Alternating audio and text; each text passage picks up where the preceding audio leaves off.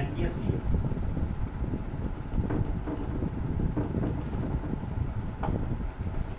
पिछले वीडियो में हम लोगों ने चर्चा किया था यूनिट ऑफ रेट के बारे में। वहाँ पे हम लोगों ने एक टर्म यूज किया था कि रेट ऑफ रिएक्शन बराबर कंसंट्रेशन बटा टाइम, और कंसंट्रेशन के यूनिट के रूप में हम लोगों ने मोल, लीटर इनवर्स और सेकेंड इनवर्स को प्राप्त किया था।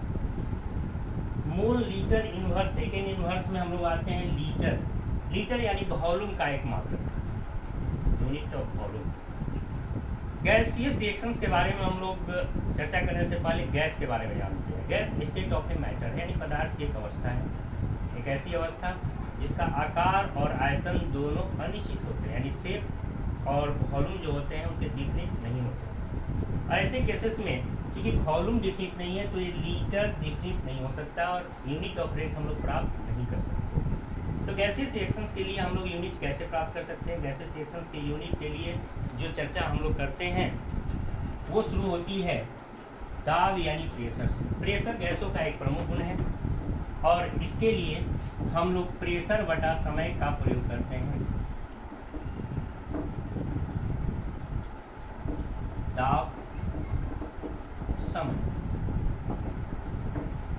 समान अभिक्रियाओं में जहाँ कंसंट्रेशन के रूप में व्यक्त करते हैं, गैसेस रिएक्शंस के लिए इसे प्रेशर के रूप में व्यक्त करते हैं। और ऐसी अवस्था में हमारा यूनिट ऑफ रेट हो जाएगा एटीएम सेकेंड इनवर्स और पास्कल सेकेंड इनवर्स और बार सेकेंड इनवर्स।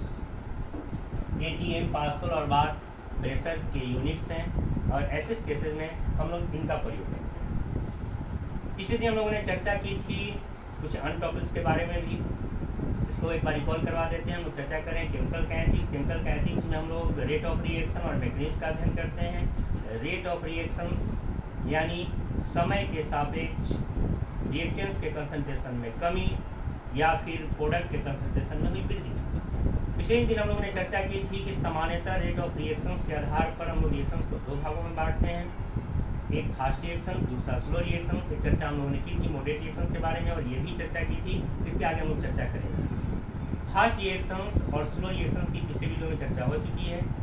डिस्क्रिप्शन बॉक्स में उसका लिंक हम डाल दे रहे हैं और वहाँ आप लोग देख लेंगे। कुछ हमारे व्यूअर ने चर्चा की थी पिछले वीडियो में कि बोर्ड पर कुछ स्पष्ट नज़र नहीं आ रहा है, तो उनके लिए आप अपने मोबाइल के वीडियो रिकॉर्डिंग में थोड़ा रिजोल्यूशन को थोड़ा सा बढ़ा दें तो कुछ स्पष्ट रूप से नज़र आ जाएगा, आपका प्रॉब्लम दूर हो जाएगा। जहाँ तक आवाज़ की समस्या है वो भी धीरे धीरे क्लियर हो जाएगी। रिजोल्यूशन क्लियर करने पर आपकी वो समस्या भी पूरी तरह से हम जहाँ तक हम समझते हैं क्लियर हो जाएगी। अब हम लोग चर्चा कर रहे हैं जो पिछले वीडियो में हम लोग का सवाल था कि जितने दुनिया में आयनिक रिएक्शंस होते हैं सब फास्ट होते हैं, तो आखिर फास्ट होते क्यों? Why ionic reactions are fast reactions?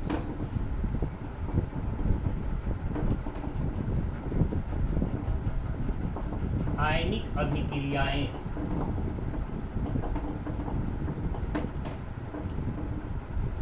तीव्र होती हैं क्यों?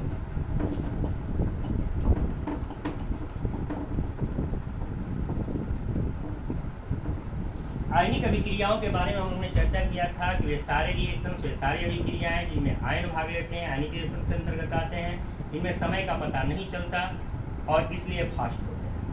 इनके रेट को हम लोग मेजर नहीं कर सकते क्योंकि रेट बराबर हम लोग पिछले वीडियो में चर्चा किए थे कंसंट्रेशन बटा टाइम। आज हम लोगों ने चर्चा की प्रेशर बटा टाइम, क्योंकि समय का पता नहीं चलता इसलिए हम लोग रेट का मेजरमेंट नहीं कर सकते। एक सवाल है, आयनिक रिएक्शंस आखिर फास्ट हो क्यों जाते हैं? दुनिया में जितने भी आयनिक रिएक्शंस होते हैं वो विपरीत आवेश वाले आयन से बनते हैं। विपरीत आवेश, अपोजिट चार्ज। जहां कहीं विपरीत आवेश होंगे, अपोजिट चार्ज होंगे, उनके बीच एक स्ट्रॉन्ग फोर्स ऑफ अट्रैक्शन कार्य करता है जिसे हम लोग इलेक्ट्रोस्टैटिक फोर्स ऑफ अट्रैक्शन या फिर कूलम्बिक फोर्स ऑफ अट्रैक्शन करते हैं।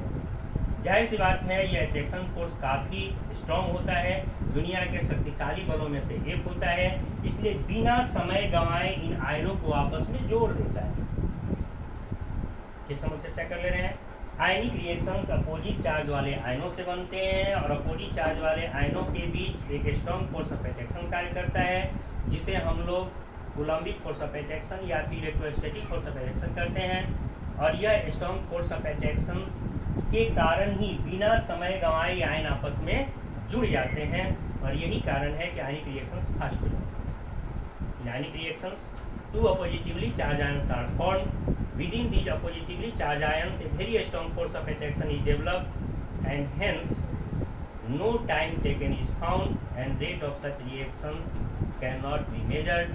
They are always fast reactions. एक और प्रश्न उत्पन्न होता है मोलिकुलर रिएक्शंस के बारे में। मोलिकुलर रिएक्शंस आखिर क्यों स्लो हो जाते हैं? यानी कि रिएक्शन फास्ट हुए, इसके पीछे रीजन हुआ, they strong force of attraction से जुड़ते हैं। हम लोग का अगला सवाल है, why molecular reactions are slow reactions? आणविक अभिक्रियाएं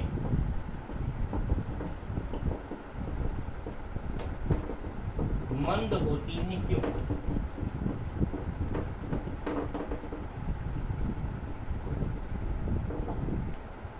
मोलिकुलर रिएक्शंस स्लो क्यों होते हैं? मोलिकुलर रिएक्शंस के बारे में हमने चर्चा की थी कि इसमें या तो एटम भाग लेते हैं या फिर मोलिक्यूल भाग लेते हैं। प्रायः ये रिएक्शंस नॉन मेटल्स के द्वारा फॉर्म होते हैं। एक सिंपल एग्जांपल से हम लोग इसको समझ सकते हैं। हम लोग एक सिंपल एग्जांपल लेते हैं मोलिकुलर रिएक्शन का। H2 + Cl2 मिल करके निर्माण कर रहा है 2HCl।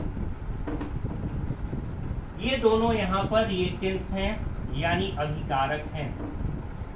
रिएक्टेंट्स के बारे में हम लोगों ने पिछले वीडियो में चर्चा की थी। रिएक्टेंट्स यानी जो रिएक्शंस को संपन्न कराने के लिए हम लोग लेते हैं, और यह प्रोडक्ट है।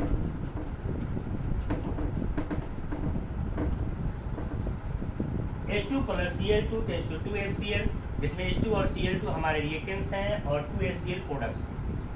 ऐसी अवस्था में जब हम लोग बात करते हैं मोलिकुलर रिएक्शंस की, तो ये रिएक्शंस सीधे नहीं होते जैसे कि हमारे आयनिक रिएक्शंस होते हैं। इन रिएक्शंस में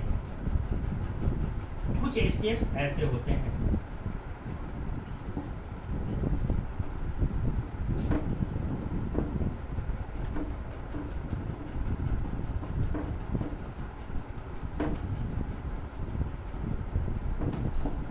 रिएक्टेंट, प्रोडक्ट, इंटरमीडिएट।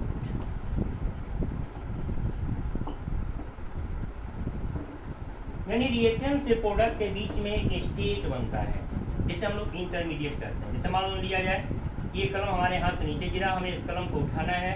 हम कलम तुरंत उठाते हैं तो समय बहुत कम लगेगा, लेकिन कलम उठाने जा रहे थे, किसी ने हमें आवाज़ दी, हमने उसकी तरफ देखा, कुछ तो समय इसी में ऐड हो गया। फिर हमने कलम उठाया, जाहिर सी बात है आवाज़ देने के कारण जो हमारा ध्यान दूसरी तरफ गया, तो कुछ समय इसी कलम उठाने में लगे समय में ऐड हो गया। कुछ ऐसा ही यहाँ होता है। आयनिक रिएक्शंस में सीधे रिएक्शंस एक स्टेप में होते हैं, लेकिन यहाँ ऐसा नहीं होता। यहाँ प्राय रिएक्शंस एक से अधिक स्टेप में होते हैं, और रिएक्टेंट से प्रोडक्ट के बीच में एक स्टेट बनता है, जिसे हम लोग इंटरमीडिएट कहते हैं। इंटरमीडिएट तक रिएक्शन स्लो होते हैं। आगे हम लोग अपने अगले वीडियो में चर्चा करेंगे क्यों इंटरमीडिएट तक स्लो होते हैं और इंटरमीडिएट है क्या। लेकिन हम लोग का मूल क्वेश्चन है कि मोलिकुलर रिएक्शंस आगे स्लो क्यों होते हैं। मोलिकुलर रिएक्शंस में पहले इंटरमीडिएट बनता है जो टूटता है, और तब जाके प्रोडक्ट बनता है। इंटरमीडिएट के बाद का रिएक्शन फास्ट भले ही होता हो, इंटरमीडिएट तक रिएक्शन स्लो होता है। और चूंकि रिएक्शन में एक से ज़्यादा स्टेप हो गए, एक से ज़्यादा अवस्थाएं हो गई, बीच में इंटरमीडिएट बना, वो टूटा, तब जाके प्रोडक्ट मिला। और यही कारण है कि ये रिएक्शन जो होते हैं उसमें कुछ समय ज़्यादा लग जाता है, समय का पता चल जाता है, और इसीलिए रिएक्शन जो होते हैं वो स्लो होते हैं। इन molecular reactions at first intermediate is form, these intermediates breaks to give products. This is the reason that molecular reactions are slow reactions. यानी मोलिकुलर रिएक्शंस में रिएक्टेंट से प्रोडक्ट जाने के क्रम में इंटरमीडिएट बनता है, और वो इंटरमीडिएट टूटकर प्रोडक्ट देता है। और यही कारण है कि ये रिएक्शन जो होते हैं वो सामान्यतः स्लो होते हैं। अब हम लोग यहाँ चर्चा कर रहे हैं हाइड्रोजन और पुलिन दोनों non metals generally molecular reactions में इसी प्रकार के जो हमारे स्पेसीज हैं वो भाग लेते हैं, जनरली नॉन मेटल्स में भाग लेते हैं। आयनिक रिएक्शंस में generally metals and non metals दोनों आते हैं। हाँ, कुछ हाइड्रोजन के साथ अलग बिहेवियर है, वो ड्यूअल नेचर ऑफ हाइड्रोजन के कारण होता है, उसकी चर्चा भी हम लोग आगे करेंगे। लेकिन जितने मोलिकुलर रिएक्शंस होते हैं प्रायः उसमें नॉन मेटल्स ही होते हैं, और यही कारण है कि इन रिएक्शंस को पहचानना बहुत ही आसान होता है। लेकिन एक सारी अवस्थाओं में एक इंटरमीडिएट अवस्था का बनना इन रिएक्शन को स्लो कर देता है। तब एक प्रश्न यह भी उठता है कि आखिर ये इंटरमीडिएट है क्या और ये बनता कहाँ पर है। हम लोग जो चर्चा करने जा रहे हैं वो 12th के क्लास का एक बहुत ही महत्वपूर्ण टॉपिक है, और यहाँ चर्चा हम लोग कर भी रहे हैं इसके बारे में। 12th क्लास इंटरमीडिएट का ही एक पार्ट है, और यह भी एक महत्वपूर्ण कड़ी है कि आपके क्लास का नाम भी इंटरमीडिएट ही है, इंटरमीडिएट ऑफ साइंस। क्यों इंटरमीडिएट जुड़ा? क्योंकि आप भी एक कड़ी की तरह कार्य करते हैं। एक ऐसे कड़ी की तरह जो पीछे और आगे दोनों के स्टेज को जोड़ता है। कुछ ऐसी चीज़ें पढ़नी है जो पहले पढ़ चुके हैं, कुछ ऐसी पढ़नी है जो आगे पढ़नी है, और दोनों के बीच के स्टेज होने का नाम आपके क्लास का भी नाम इंटरमीडिएट है। इसके आगे हम लोग अगले वीडियो में फिर से